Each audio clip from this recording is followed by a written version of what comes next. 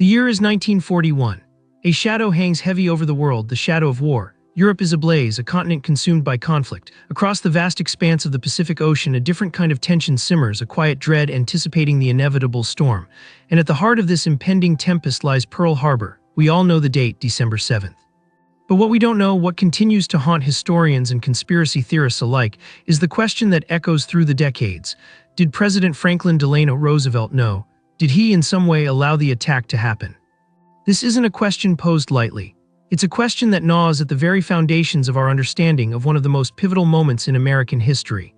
A question that demands a careful examination of the facts, a meticulous sifting through the evidence, a journey into the murky waters of political intrigue and wartime deception.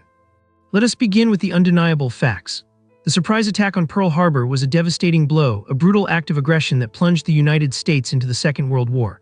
The loss of life, the destruction of naval assets, the shockwaves that reverberated across the nation, these are all etched indelibly in the annals of history. But even amidst the chaos and the carnage, whispers of foreknowledge began to circulate. Consider the intelligence reports. Numerous warnings, intercepted messages, and coded communications pointed to an impending Japanese attack. These weren't vague hunches or idle speculations. These were concrete pieces of intelligence, suggesting both the time and the target. Some historians believe that these warnings were either ignored or deliberately downplayed by key figures within the Roosevelt administration. Were these warnings actively suppressed to manipulate public opinion? To force a reluctant nation into the war? Then there's the question of the fleet's disposition. Why was the Pacific Fleet stationed at Pearl Harbor, a seemingly vulnerable target rather than a more defensible location? Was this a strategic miscalculation, a fatal oversight, or something more deliberate?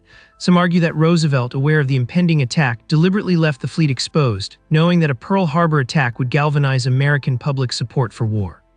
This is where the controversy truly ignites. The narrative presented by the official government reports paints a picture of incompetence, of a failure of intelligence, and a lack of preparedness. But many historians and researchers have challenged this narrative, pointing to evidence suggesting a deeper, more sinister truth. Consider the timing.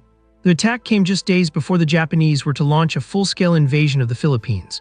Was Pearl Harbor a calculated distraction, allowing for a more successful invasion elsewhere?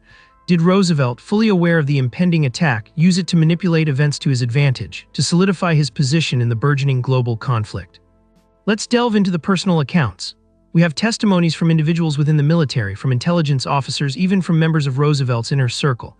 Many of these accounts offer conflicting narratives, fueling the flames of speculation and conspiracy. Were these individuals silenced, their stories suppressed to protect a larger narrative, or were these simply accounts colored by personal bias, by individual perspectives clouded by the fog of war? The controversy surrounding Roosevelt's knowledge extends far beyond simple speculation. It's a complex web of conflicting evidence, of hidden agendas and unspoken motives. It's a story that forces us to question our assumptions, to challenge the accepted narrative, to delve into the darker corners of history. We must examine the political climate of the time. Roosevelt faced immense pressure to enter the war, yet American public opinion was deeply divided. Was Pearl Harbor the catalyst he needed to unite the nation behind the war effort?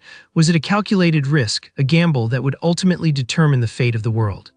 The weight of evidence, even after decades of research, remains inconclusive. Some scholars firmly believe that Roosevelt knew, that he allowed the attack to happen, that he manipulated events to achieve a specific political goal.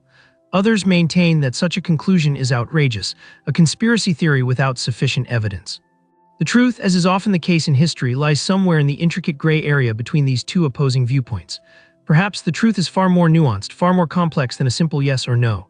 Perhaps the answer lies not in a single act of deliberate malice, but in a series of missed opportunities, of misjudgments, of political maneuvering that ultimately led to the catastrophic events of December 7th. We are left with unanswered questions, with nagging doubts, with the lingering sense of a mystery that continues to unfold. The attack on Pearl Harbor remains a profound tragedy, a stark reminder of the devastating consequences of war. But the question of Roosevelt's knowledge remains a chilling enigma, a historical riddle that continues to challenge our understanding of one of history's most significant events, leaving us to ponder the weight of what might have been, the consequences of actions taken, and the enduring legacy of a pivotal moment that forever altered the course of the 20th century.